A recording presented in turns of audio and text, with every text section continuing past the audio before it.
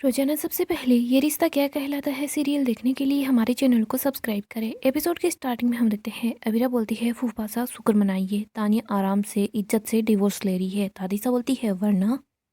अबीरा कुछ नहीं बोल पाती। यहाँ पर अरमान आ जाता है। अरमान बोलता है दादीसा वरना तो आप अबीरा को जानती ही हैं, ये कोर्ट के मैदान को जंग का मैदान बना देगी। दादीसा बोलती है मतलब तुम अपने ही परिवार पर कीचड़ उछालोगी सिर्फ केस जीतने के लिए। अबीरा बोलती है अपना परिवार, आपने तो अखबार में ये भी छुपवा दिया कि आपने हम लोगों को डिसोन कर दिया। और अगर आप चाहते हैं कि आपके परिवार पर कोई कीचड़ ना उछले तो आप अपनी नाती को समझा दीजिए, ये चुपचाप तानिया को डिवोर्स देने के लिए तैयार हो जाए। क्रिस बोलता है लेकिन मुझे डिवोर्स नहीं चाहिए। तानिया बोलती है बट मुझे चाहिए। क्रिश कुछ बोलने लगता है तभी दादीसा को गुस्सा आता है। दादीसा बोलती है क्रिश तुम तो चुप ही रहो, मैं तो तुमसे बाद में बात करूंगी। दादीसा अबीरा और अरमान को बोलती है कि तुम दोनों एक हो चुके हो। अगर क्रिश और तानिया अपने रिश्ते को एक मौका देना चाहते हैं, सुधारना चाहते हैं, तो तुम लोगों को क्या दिक्कत हो रही है।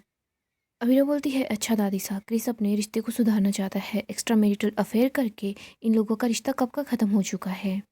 दादीसा बोलती है मैंने क्रिस को समझाया है और ये। इधर अरमान बोलता है और ये कुछ भी नहीं समझा। आप एक बार अपना गुस्सा साइड में रखिए और ये सोचिए कि आप किस इंसान की तरफदारी कर रही हैं, किसके लिए क्या कुछ कर रही हैं। अरमान बोलता है ये तो सब लोगों को धोखा दे चुका है, इसकी तो आदत ही ये बन चुकी है। अपने जमीर को तो खुद से मार दिया है और बाकी कोई इसको समझाने की कोशिश करता है तो इसकी वो बात पल्ले नहीं पड़ती। अबीरा बोलती है दादी सा आप हमें ये एंग्री वाला लुक क्यों दे रही हैं। अगर किसी पर गुस्सा करना है तो क्रिस पर कीजिए ना। फिर बोलती है अच्छा सॉरी दादी साहब मैं भूल गई थी। आप तो हमेशा उसी को ब्लेम करती हैं ना जिसके साथ गलत हुआ होता है। लेकिन मैं ऐसा वैसा कुछ भी नहीं करती, इसीलिए मैं फैमिली की इज्जत की खातिर, परिवार के नाम की खातिर तानिया को बर्बाद नहीं होने दूंगी। अबीरा बोलती है सी यू इन कोर्ट। इसके बाद अरमान और अबीरा वहाँ से चले जाते हैं। इधर घर के एक एक लॉकर के सब लोग अंदर की तरफ चले जाते हैं। अरमान बोलता है अबीरा जी अपनी आंखें भी झपका लो वरना देखो तुम्हें मुझसे प्यार हो जाएगा। अबीरा बोलती है वैसे तुम्हें कैसे पता चला कि मैं पोदार हाउस में हूँ। अरमान बोलता है दुनिया मुझे ऐसे ही आशिक थोड़ी ना बोलती है, वैसे मुझे अपने दिल की धड़कन को पहचानना पड़ा, फिर मुझे पता लगा कि तुम यहाँ पर हो। अबीरा बोलती है एक मिनट, मुझे लगता है तुम्हारे पास बैंक की तरफ से कोई मैसेज आया होगा क्योंकि तानिया ने पेमेंट शो कर दिया होगा और उसी वजह से तुम्हें पता चल गया होगा मैं तानिया की तरफ से केस लड़ रही हूँ। अरमान बोलता है यार शर्मा जी तुम हमेशा रोमांस की ऐसी तेजी कर देती हो। अरमान और अबीरा एक दूसरे को गले लगा लेते हैं। यहाँ पर एक बाइक वाला आता है, बोलता है कि ये सब घर पे जाके करो। अरमान उसको वहाँ से भगा देता है। अरमान अबीरा को बोलता है कि तुम नर्वस हो रही हो। अबीरा बोलती है पोदार हाउस जाने से पहले हो रही थी। अरमान बोलता है क्यों। अबीरा बोलती है क्योंकि पिछली बार जब मैं पोदार हाउस गई थी तो वहाँ पर मैं अपनी बच्चियों को, अपनी परवरिश को, अपने खड़ूसमान को, किसी को भी डिफेंड नहीं कर पाई थी। आज तो मैं उस घर की मोस्ट हेटेड चीज़ के बारे में बात करने वाली थी, डिवोर्स के बारे में। इसीलिए मुझे डर लग रहा था कि कहीं वो बच्चियों के बारे में या फिर तुम्हारे बारे में कोई मुझे कुछ बोल ना दे। लेकिन देखो तभी तुम यहाँ पर आ गए एक कप चाय लेकर और पूरी बहुत सारी हिम्मत लेकर, और मैं बिल्कुल फिट एंड फाइन। अबीरा बोलती है थैंक यू अरमान। इधर अरमान को उल्टी आ रही होती है। अबीरा बोलती है अरमान कोई बात नहीं। तभी यहाँ पर एक बूढ़ा आदमी आता है, वो बोलता है कि इसको यहीं पर भी उल्टी करनी थी। अबीरा बोलती है हाँ अंकल, क्या है ना, उल्टी करने में बड़ा मज़ा आता है और वैसे आप कभी ट्राई करके देखिएगा। अबीरा अरमान को वहीं पास में चेयर पर बैठा देती है। अरमान बोलता है सॉरी। अबीरा बोलती है किस लिए। अरमान बोलता है सब लोग हमारी तरफ देख रहे थे। अबीरा बोलती है अब तुम इतनी सुंदर लड़की को सड़क पर लेकर घूमोगे तो फिर लोग देखेंगे ही। अबीरा बोलती है खड़ूसमान, डॉक्टर ने बोला था ना कि इन दवाइयों की वजह से तुम्हें उल्टी भी हो सकती है। अरमान बोलता है क्योंकि मैं बीमार हूँ। अबीरा बोलती है हाँ तुम बीमार हो और यहाँ पर इतने सारे लोग हैं, इनको देखो ना, सब लोगों की शक्ल पर 12 बजे हुए हैं, तुम क्यों टेंशन ले रहे हो।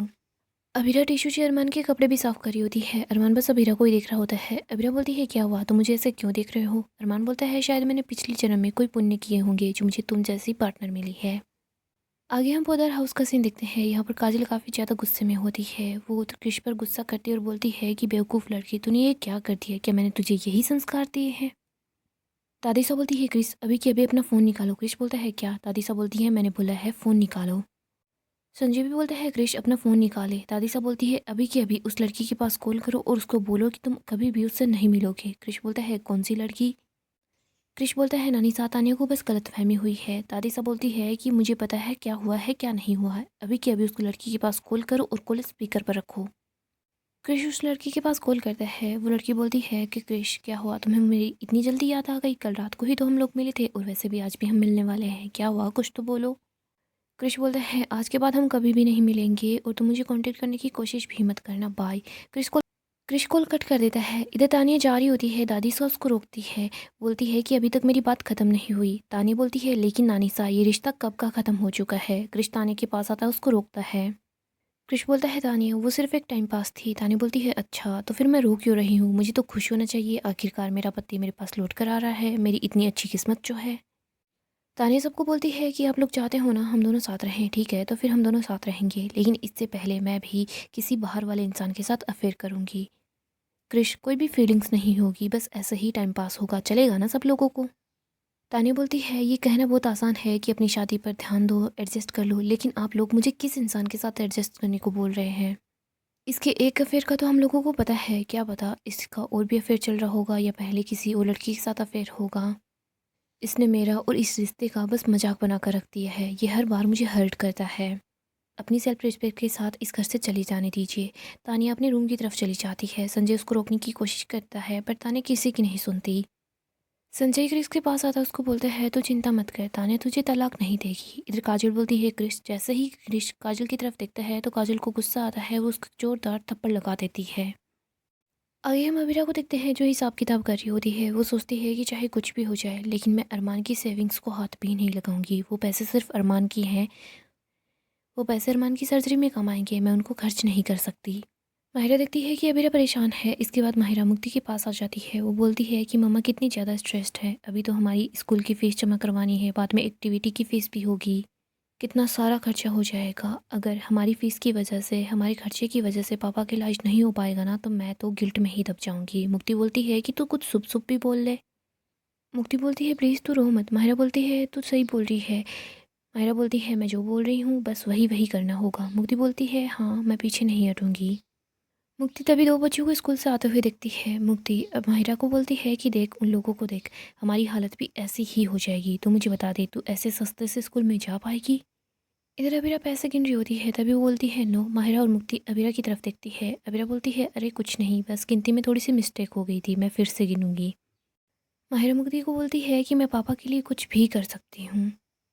माहिरा बोलती है देख मम्मा पापा को अगर हम ऐसे बोलेंगे तो वो दोनों नहीं मानेंगे, लेकिन हमें स्कूल से निकलने के लिए रास्ता ढूंढना ही होगा। मुक्ति बोलती है ठीक है बंदर मैं तेरे साथ हूँ, लेकिन तुझे पता है ना डांट पड़ेगी। माहिरा बोलती है डांट पड़ेगी कोई बात नहीं, सहन कर लेंगे। और वैसे भी हमारी स्कूल की फ़ीस के पैसे खर्चे कितने ज़्यादा हैं, अगर हम सस्ती स्कूल में पढ़ेंगे ना तो कितने पैसे बच जाएंगे पापा के इलाज के लिए। और वैसे भी बड़े यही तो बोलते हैं कि पढ़ने वाले कहीं भी पढ़ सकते हैं, फिर स्कूल सस्ता हो महंगा हो उससे क्या फ़र्क पड़ता है। मुक्ति बोलती है अच्छा ठीक है तेरा फ़ोन दे, मैं अभी सानी के पास मैसेज कर रही हूँ। मुक्ति माहिरा को बोलती है कि मैंने उसको बोल दिया है, वो कल के लिए सारी की सारी तैयारियां करके रखेगी। आगे हम मनीषा को देखते हैं जो दिशा को लेकर किचन में आ जाती है। वो बोलती है कि ये तुझे उबलता हुआ पानी दिख रहा है ना? दिशा बोलती है हाँ। मनीषा बोलती है अच्छा ठीक है तो फिर इसको बंद कर दे। दिशा बोलती है मैं क्यों करूँ, किसी और का पानी है।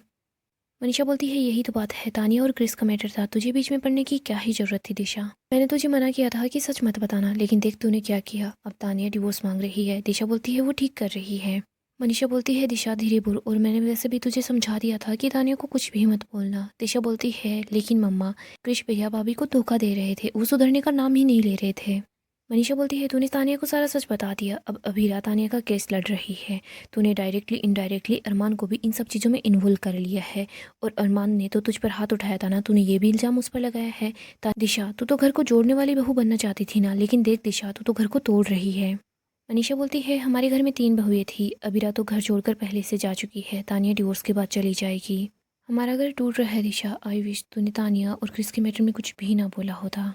आगे हम दादीसा और क्रिस को देखते हैं जो दोनों तानिया के रूम के बाहर होते हैं। क्रिश बोलता है बाबू प्लीज़ मुझे एक चांस दे दो, दरवाज़ा खोल दो। दादीसा बोलती है तानिया बेटा दरवाज़ा खोलो। तभी यहाँ पर दादीसा के पास मनोज आ जाता है।